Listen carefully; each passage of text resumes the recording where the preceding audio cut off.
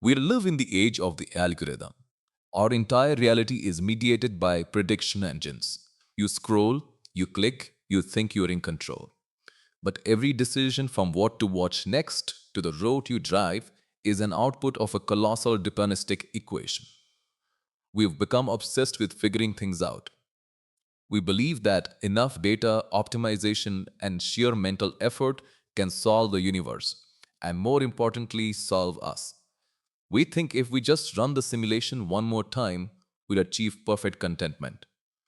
But what if the very act of trying to think your way to truth is a computational error? What if the universe's deepest secret is designed to evade the intellect? This isn't just a philosophical puzzle, it's the very first step towards self mastery, laid out over 500 years ago in the opening stanza of the Sikh revelation Japji Sahib.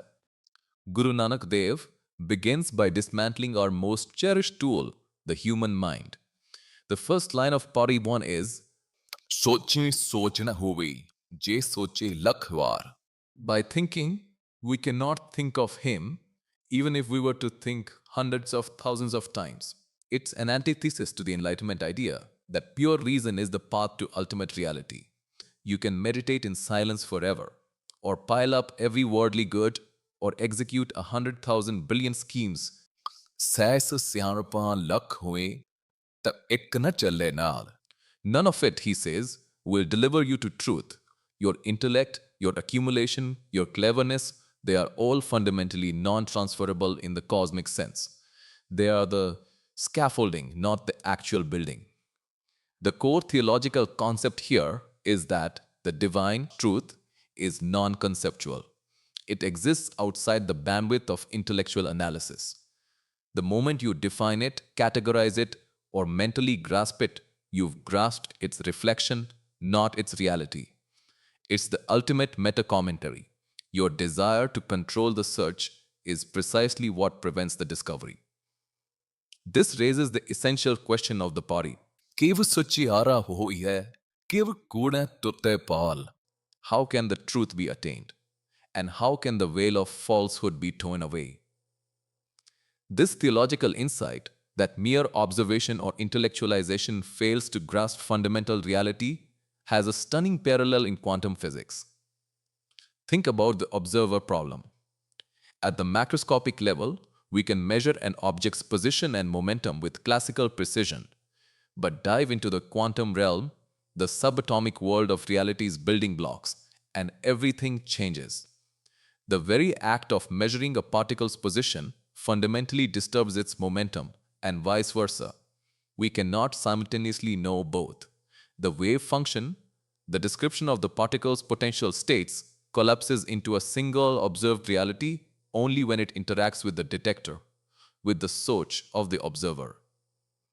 The intellect, the act of measurement, forces a specific limited reality into being, missing the boundless potential of the unobserved state. सोचें सोच न होवे is the metaphysical version of this principle. The universe's true nature is a wave function of infinite potential hukam. Any attempt by the limited, ego-driven mind soch to pin it down, to measure it, or to think it into a final definition collapses the true boundless nature into a limited, conceptual particle that is ultimately false score. Our consciousness, the ultimate observer, is the source of the paradox of cognitive closure. We are incapable of stepping outside our own conceptual framework to truly understand the nature of reality without distortion. If the intellect and all its machinations are incapable of attaining the truth, then what is the way? Guru Nanak delivers the final breathtaking command. Hukam rajai chalana, Nanak likhya naal. In Nanak it is written to walk in the way of his command, his will. The only path to tear away the veil of falsehood is not through knowing or doing, but through being. Through conscious and willful obedience to Hukam, the divine, all-encompassing creative command and order of the universe. Hukam is the primordial, deterministic yet endlessly generative principle of reality, the very code the cosmos runs on. The scientific synthesis is here. We stop trying to be the frantic, calculating AI that predicts the future and become the superdeterminism of the cosmic operating system itself.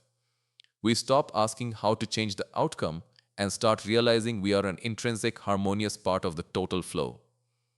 The true freedom, the breaking of the veil, isn't found in a random free will based quantum fluctuation we control, but in the radical surrender to the underlying, universal, elegant order of the One. It's a call to move beyond the limitations of the individual, observing ego, and to fully embody the flow state of the universe. This isn't passive acceptance, it's active, conscious alignment. That is the genesis of all wisdom.